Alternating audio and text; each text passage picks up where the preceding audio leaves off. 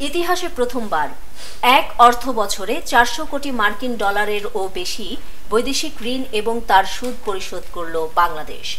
সদ্য সমাপ্ত 2024-25 অর্থবর্ষে উন্নয়ন সহযোগী বিভিন্ন দাতা সংস্থার কাছে পরিশোধ করা হয়েছে 408 কোটি 67 লক্ষ ডলার, যার মধ্যে 259 কোটি 51 লক্ষ ডলার ছিল মূল ঋণ এবং বাকি 149 কোটি 18 লক্ষ ডলার সুদ।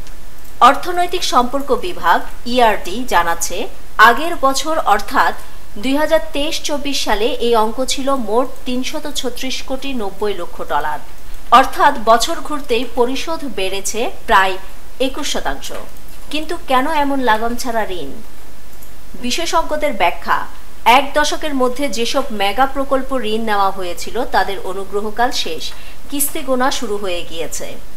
বিশেষ করে রূপপুর পারমাণবিক বিদ্যুৎ কেন্দ্রের মতো প্রকল্পের ঋণ চাপ সামনে আরও বাড়তে চলেছে।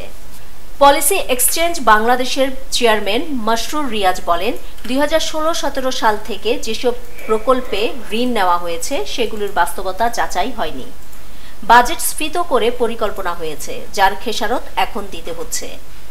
রিজার্ভের টান, রাজস্ব আদায়ে দুর্বলতা মিলিয়ে চাপ বাড়ছেই। তার আরও অভিযোগ, কোভিড পরবর্তী ধাক্কা সামাল দিতে এবং রাশিয়া ইউক্রেন যুদ্ধের সময় হুড়োহুড়ি করে বাজেট সহায়তার নামে যেসব ঋণ নেওয়া হয়েছিল সেগুলির শর্ত ছিল কঠোর, সুদের হারও কম নয়। এখন সেই ঋণের কিস্তি দিতে গিয়েই চাপে পড়েছে সরকার। এদিকে নতুন ঋণ নেওয়ার দিকেও আগ্রহ কমেছে। গত অর্থ বছরে মোট 832 কোটি ডলারের নতুন ঋণ চুক্তি হয়েছে, আগের বছরের তুলনায় অনেকটাই কম। অর্থ ছাড়ও নেমে এসেছে 856 কোটি ডলারে, যেখানে আগের বছর তা ছিল 1028 কোটি। অর্থনীতিবিদদের পরামর্শ, এখনই নতুন ঋণ ব্যবস্থাপনার কৌশল না নেওয়া হলে সামনে পরিস্থিতি আরও সংকটজনক হতে পারে। ঋণ নেই, উন্নয়ন করি, এই মডেল আর টেকসই নয় বলেই তাদের মত। নিউজ ডেস্ক, দৈনিক পূর্বকোণ।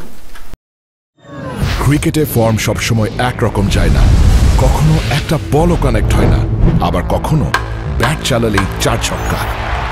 লাইফটাও ঠিক ক্রিকেটের মতোই, সময় সবসময় একরকম যায় না, কিন্তু সময় যেমনই হোক, বাড়ি করাই সবসময় সেরা বিনিয়োগ। সেই সেরা বিনিয়োগ করুন সেরা সব উপকরণ দিয়ে। তাই কিছু টাকা না বাঁচিয়ে বাড়ি করুন বেস্ট সিমেন্ট 7 রিং সিমেন্ট দিয়ে। 7 রিং সিমেন্ট, ভিত্তি আগামীর।